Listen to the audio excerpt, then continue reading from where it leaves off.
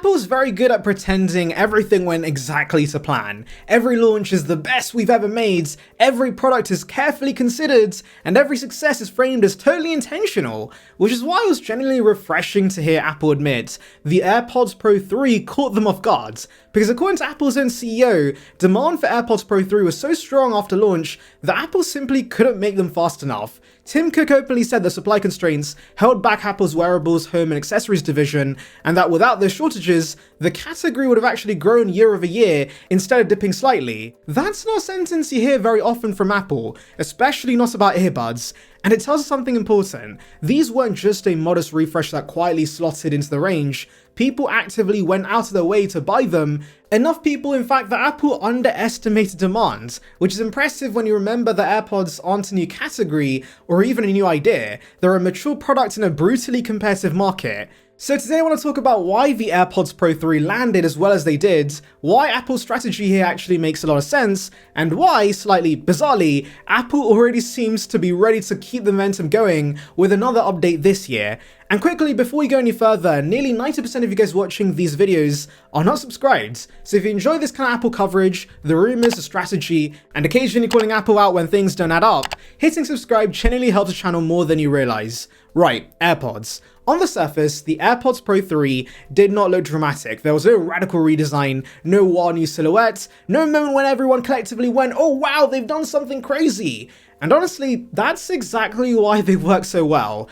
Apple focused on improving the stuff people actually notice day to day. Noise cancellation got a massive boost, Apple claims up to double the performance compared to the Pro 2, and while usually marketing numbers should always be taken with a grain of salt, reviews prove that Apple has delivered on their promise. ANC is one of those features where small gains feel big in real life, especially if you commute, travel, or just want some peace and quiet. Battery life also moved in the right direction. The AirPods Pro 3 lasts longer per charge, especially in transparency modes, which is quietly one of the most important upgrades. Not just because longer battery life is convenient now, but because it makes them age better over time, since you'll be using less cycles. Anyone who's owned AirPods for a few years know that battery degradation is inevitable. Starting from a stronger baseline means they'll still be usable long after the honeymoon phase is over. Yes, the charging case holds less power than before, which looks bad on a spec sheet, but in reality most charge the case regularly anyway. It's the buds that crucially need the battery boost. Then there are quieter upgrades, improved fit, more ear tip sizes, better water and dust resistance, heart rate tracking for workouts. None of these are headline grabbing on their own, but together, they make the AirPods Pro 3 feel more refined and more reliable. They're not trying to surprise you, they're trying to be dependable. And judging by how quickly they sold, that approach worked. What's interesting though is that what Apple seems to be planning next, because despite the AirPods Pro 3 only launching last year, we're already hearing about another update coming this year. On the surface, that sounds early, almost rushed, but once you look at Apple's recent patterns, it actually lines up pretty neatly. Apple has quietly done this before. The AirPods Pro 2 launched in 2022, then a year later Apple revised them with a Type-C charging case. Same name, same positioning, just new hardware. No fanfare, no rebrands, Apple simply swapped the model being sold and carried on. That feels like the same playbook again here. There's been chatter about Apple introducing some kind of higher-end AirPods Pro variant, something that sits above the current Pro 3, rather than replacing it, but personally, I'm skeptical. The Pro lineup has always been simple, one best option for most people. Adding another tier above that risks making the lineup messy, especially when the differences won't be immediately obvious to the average buyer. Price is a big part of it. The true wireless earbuds market is more competitive than ever, and I don't think Apple can afford to increase prices. Holding the line on pricing makes far more sense right now, especially when the current AirPods Pro 3 already feels like a solid value by Apple standards. So my expectation is that Apple won't sell two Pro models side by side.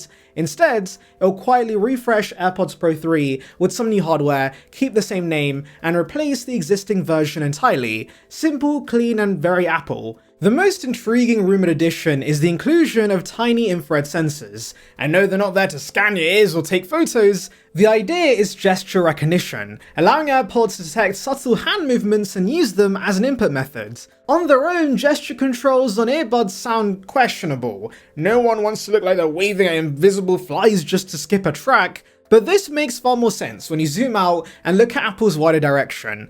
Apple's been pushing gestures across its products for years now. The Apple Watch has hand gestures, Vision Pro relies heavily on hand and eye tracking, and longer term, Apple's clearly interested in lightweight AR glasses. In that world, gesture-based input becomes essential. You don't want to rely solely on voice commands, and tiny physical controls aren't ideal either. Seen through that lens, infrared sensors in AirPods stop looking like a gimmick and start looking like groundwork. Apple isn't adding this for what AirPods do today, it's adding it for how products might work together tomorrow.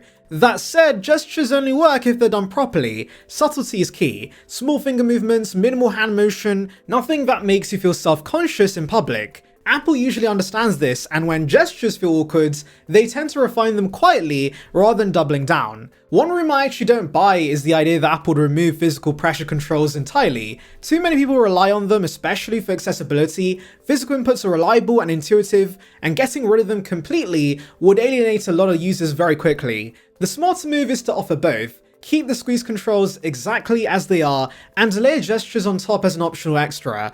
There's also talk of a new H3 audio chipset. That would make sense. The current AirPods Pro 3 still rely on the H2, which have been around for a while now. A new chipset would bring small gains in sound processing, latency, and efficiency. Don't expect miracles, or probably talking modest improvements rather than a night and day difference, but even small efficiency gains can help with battery longevity over the long term. And that's really the theme here. This isn't about fixing something that's broken. The AirPods Pro 3 already improved noise cancellation, battery life, comfort, durability, and even added health features like heart rate tracking. Those weren't minor changes, those are meaningful upgrades that made the product more complete, which is exactly why the idea of splitting the Pro range into multiple tiers feels unnecessary. The AirPods Pro already does everything. Pushing them further up market risks blurring the line with the AirPods Max without giving buyers a clear reason to choose one over the other. For buyers right now, this creates an interesting decision. If you don't care about future gesture controls or potential AR integration, the current AirPods Pro 3 are often discounted through third-party retailers. I recently saw in the US that AirPods Pro 3 have now dropped to $184, which is an insane price cut considering these are not even a year old yet. And so yeah, there are excellent deals to be had.